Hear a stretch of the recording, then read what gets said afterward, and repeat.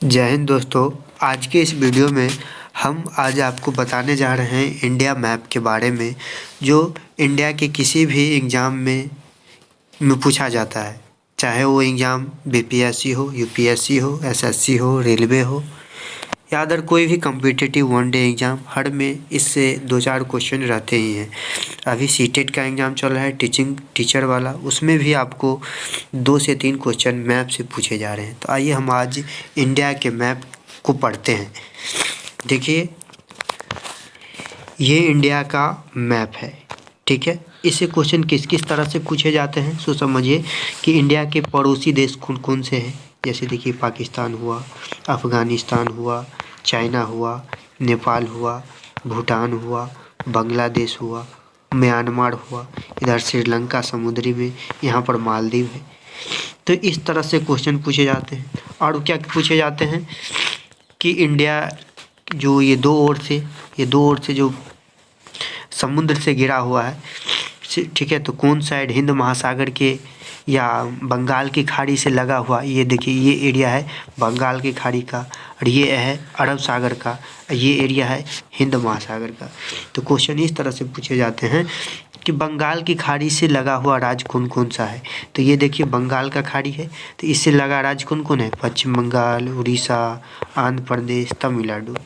ये जब आप मैप को बार बार देखेंगे तो ये अपने आप आपको आइडिया आ जाएगा, ठीक है। दूसरा क्वेश्चन मैप से इस तरह से पूछ सकता है कि ये अरब सागर के किनारे लगा हुआ राज्य कौन कौन सा है। जैसे गुजरात हुआ, ये यहाँ पर हुआ महाराष्ट्र हुआ, फिर यहाँ पर गोवा हुआ, देखिए यहाँ पर गोवा है, फिर कर्नाटक है, फिर केरल है, ठीक है। अब उसके बाद मैप से ये भी पूछा जा सकता है, ठीक है, कि भारत और श्रीलंका क्या चीज़ से जुड़ता है। तो देखिए, यहाँ पर लिखा हुआ है पाक स्ट्रेट। यहाँ पर आप देख सकते हैं पाक स्ट्रेट, जिसको हिंदी में पाक स्ट्रेट या पाक जलद मरुमध्य कहते हैं। पाक जल संधि या पाक जलद मरुमध्य कहते हैं, ठीक है। ये सारी बातें आपको समझनी है। उसके बाद क्या समझना कि जैसे देखिए, ये क्या है, मान लेते हैं कि ये ग्लोब है, ठीक है, और ये ग्लोब है, इससे कर्क रेखा, ये पूछा जाता है कि भारत के किन किन राज्यों से होकर कर्क रेखा गुजरती है, ठीक है। तो कर्क रेखा क्या होता है उसको देख लीजिए। ये है, मान लीजिए पूरा पृथ्वी है, ठीक है। तो पृथ्वी को जिस 2 बराबर भागों में बांटता है उसको हम लोग कहते हैं विषुवत रेखा। क्या कहते हैं? विषुवत रेखा या भूमध्य रेखा। विषुवत रेखा या भूमध्य रेखा, ठीक है। इंग्लिश में इक्वेटर, भूमध्य रेखा। इंग्लिश में क्या कहते हैं इसको? इक्वेटर। इंग्लिश में क्या कहेंगे? इक्वेटर, ठीक है। स्क्रीन छोटा है, थोड़ा मैनेज कीजिएगा। इक्वेटर, ठीक है। इतना बात समझिए। पृथ्वी को जो लाइन 2 अक्षांश रेखा पृथ्वी को 2 बराबर भागों में बांटती है उसको विषुवत रेखा या भूमध्य रेखा या इक्वेटर कहते हैं, ठीक है। उसके बाद समझिए एक पॉइंट कि जब पेपर पर या मैप पर हम लोग डायरेक्शन डिसाइड करते हैं तो ऊपर नॉर्थ, ऊपर उत्तर और नीचे साउथ, नीचे दक्षिण, इधर साइड पूरब जिसे ईस्ट कहते हैं, ई से डिनोट करते हैं, इधर वेस्ट जिसको पश्चिम कहते हैं। आई होप ये बात आप लोग समझ गए होंगे। ये बात समझने से आपको हर मैप पढ़ने में या रीजनिंग बनाने में, मैथमेटिक्स सॉल्व करने में हर जगह इसका इम्पोर्टेंस है। चलिए, हम बता रहे थे आपको इन ग्लोब के बारे में कि यहाँ से देखिए हम कहाँ से कहाँ जा रहे हैं। इंडिया मैप से हम यहाँ पर जा रहे हैं कर्क रेखा और मकर रेखा बताने के लिए, ठीक है। कर्क रेखा क्या है और मकर रेखा क्या है। अगर हम बता देंगे कि किन किन राज्यों से होकर कर्क रेखा गुजरती है, यह तो समझ जाएंगे, लेकिन आपको ये आइडिया नहीं आएगा कि व्हाट इज़ कर्क रेखा, कर्क रेखा क्या होता है। तो हम पहले कर्क रेखा बता देते हैं, ठीक है।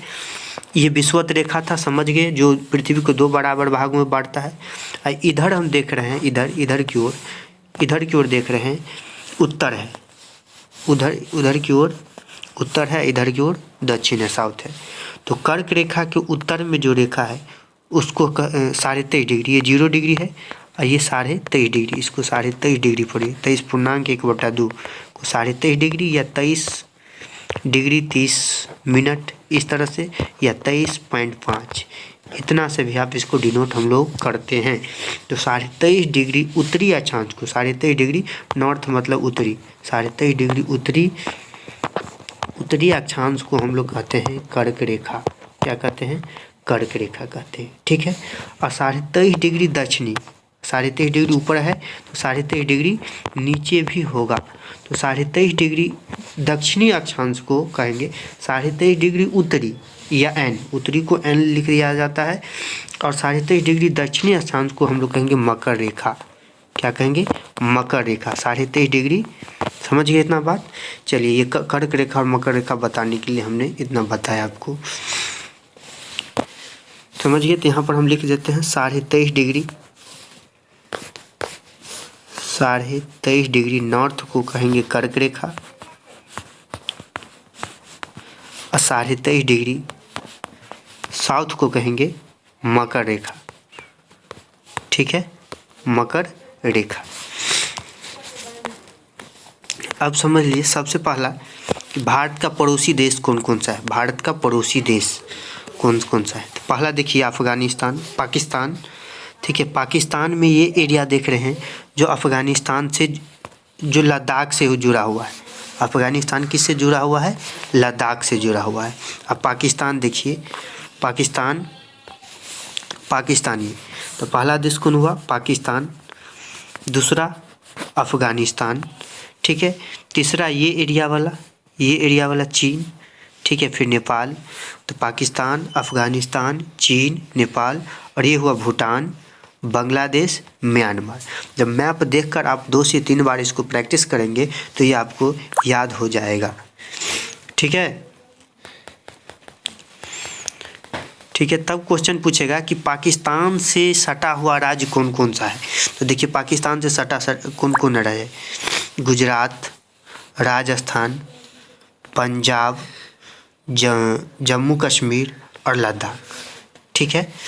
तो इसमें से अगर आपको पूछे कि पाकिस्तान से सटा हुआ राज्य कौन कौन सा है, तो गुजरात, राजस्थान, पंजाब, और जम्मू कश्मीर और लद्दाख अब राज्य नहीं रहा, अब क्या हो गया? ये दोनों केंद्र शासित प्रदेश, ठीक है। जब क्वेश्चन यह आए कि राज्य एवं केंद्र शासित प्रदेश, तो ये सारे कह देंगे कि गुजरात, राजस्थान, पंजाब, जम्मू कश्मीर और लद्दाख। लेकिन जब केवल और केवल राज्य पूछे तो गुजरात, राजस्थान, पंजाब। मैं आप देखकर एक लाइन से याद कीजिए, 2 बार 4 बार प्रैक्टिस कीजिएगा। गुजरात, राजस्थान, पंजाब, ठीक है, जम्मू कश्मीर, लद्दाख, ठीक है। तो ये बातें हो गई। अब ये क्वेश्चन पूछेगा कि अफ़गानिस्तान केवल और केवल किस एकमात्र केंद्र शासित प्रदेश से जुड़ा हुआ है। तो देखिए अफ़गानिस्तान केवल लद्दाख से सटा हुआ है, ठीक है। उसके बाद आइए इधर बचा हमारा चीन, ठीक है, जिससे बराबर हम लोग से नोका झोंकी होता रहता है, ठीक है। तो ये देखिए चाइना से सटा हुआ कौन कौन राज्य है? लद्दाख, हिमाचल प्रदेश, उत्तराखंड, ठीक है, फिर यहाँ पर आ गया सिक्किम, फिर अरुणाचल प्रदेश, ये सटा, ये एरिया वाला, तो उसको हम लोग कहते हैं क्या? चाइना से सटा हुआ। तो चाइना से सटा हुआ कौन कौन पूछेगा तो आप बता देंगे। तो इधर वाला सारा हो गया राज्य, और ये लद्दाख हो गया केंद्र शासित प्रदेश, इस बात को ध्यान रखना है। उसके बाद पूछेगा नेपाल से कौन कौन सा सटा है।